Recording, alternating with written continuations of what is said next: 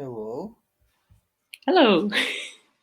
You would like me to tell first my experience of being on quarantine in Ukraine and the measures that have been introduced in Yes, Ukraine in response exactly. to. Okay, so I probably start from measures that were introduced to the response of COVID-19. So the timeline, I think today it's been almost 1 month since our government imposed quarantine measures, nationwide quarantine measures. Hmm. And I don't know, for me I'm trying to reduce the amount of time I spend on the internet, but it seems like in Ukraine it's quite strict quarantine because from the first days of quarantine, commuting intercity, interregional commuting was limited, or in some places even banned. So only people could go to another city only by personal cars, and even in that case, there were some limits or some, for instance, no more than 5 or 7 people in a car. So another measures. Initially, I think, wearing masks, the mandatory, I don't know, mandatory wearing of mask was introduced only recently. But now, we also are not allowed to leave our apartments, our places, homes without wearing masks and gloves, like this surgeon gloves. And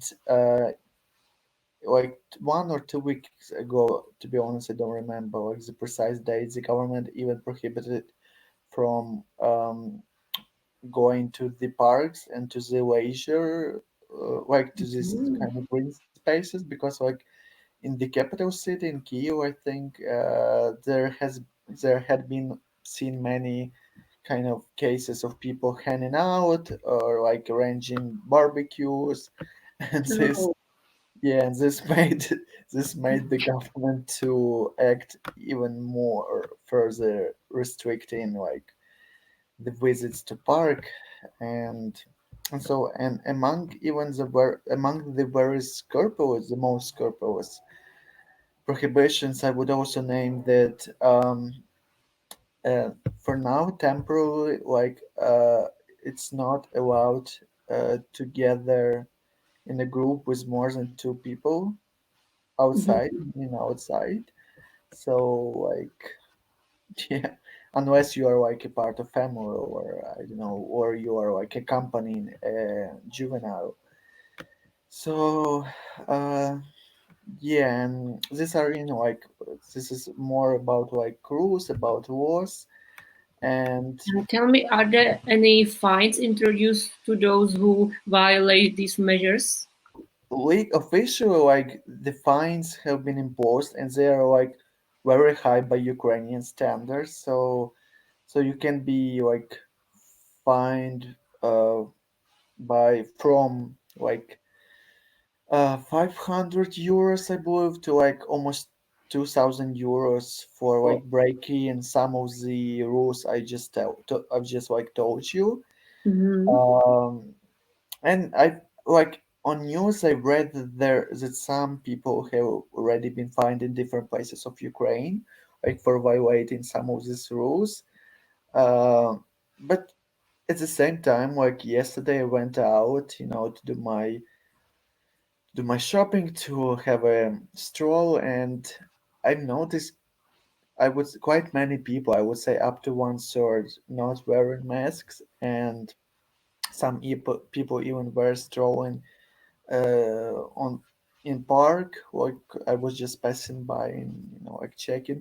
So it seems again these fines are kind of used, this kind of measures, or the police are uh, they are finding people occasionally, maybe just to kind of to have showcase, to have precedence, and but for most of the times it doesn't seem like that very strict.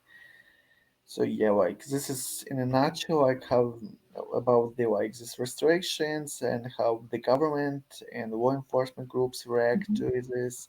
And what about if you want to travel within Ukraine? Can you travel from another one city to another, or it's not allowed?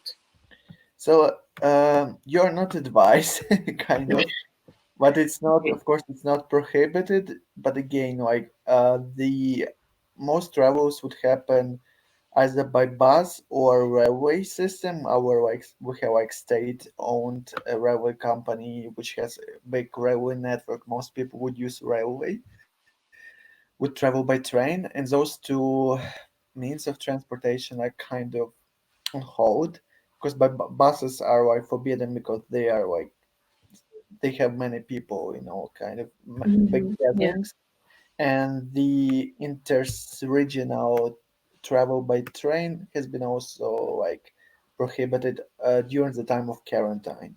So people, Mhm. from what I know, like, people use either personal cars or the car sharing because like unless there are 5 or 10 people in the car, like it's not prohibited. So you are not like breaking the law.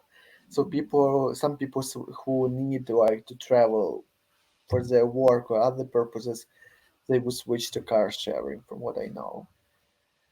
Which is, Right. I don't know, like I don't know if it's a better alternative to like train, but like it seems like the same. And if people need to travel, of course they keep doing this. Hmm. Can you go abroad, or can anybody from abroad come to Ukraine? Uh, they can, but it's very problematic, I think. So, I think for now, like the borders are closed, maybe with some checkpoints working, uh, like allowing some people to come in because they are citizens of Ukraine who are coming back, or because of some special occasions. But like the regular kind of travel is also limited, and I think it was March 26th when the government kind of warned all citizens to come in and say like we're going to close the border for the indefinite time for like Yeah. for the time of quarantine. So I think it's very like it's really hard kind of to get out or to get in. So Hmm. Okay. And uh, what about schools? Are they open? mhm. Schools and similar public institutions. I think like schools and universities, they were like these are like the first institutions that were closed on a quarantine, and again, so again, it's been like I think almost a month, and officially like the quarantine is in place until April 24th, but it's very likely that the quarantine in schools, universities is to be prolonged by the first week of May.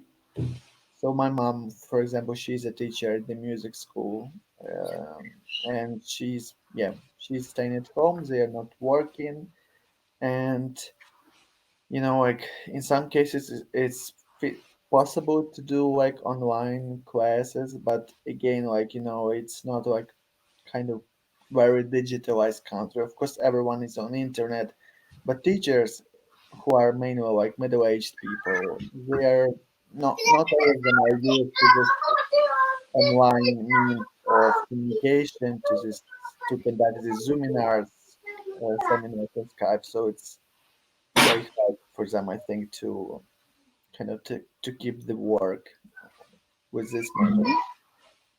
And what about you? What changed for you in your daily life with these measures?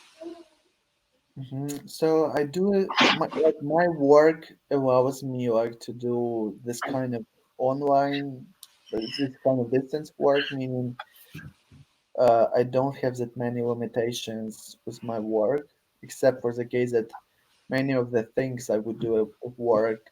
they are aimed at the organization of public events, arrangement of like kind of different activities, and of course we all of that are on hold. Um, uh, so I would say like the biggest changes like that happened to me are pertinent to the mobility, like to the mobility, to like mobility in the city. So of course I can like walk out, do my purchases, but again it seems like I'm very limited.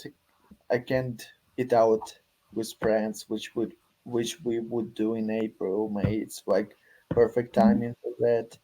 And of course, I can't go to a gym, and I can't go most of the facilities I would use previously, and that's like quite a big limitation. Those are quite big limitations.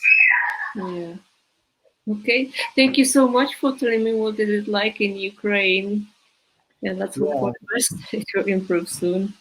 yeah, you're very welcome, and I hope like we all soon like will like come to like this kind of thing is will soon come to end, and we will all will be able to travel to our countries, to other countries, or at least Yeah. Mhm. within our cities. Or Thank right. you so much. Bye bye. Bye.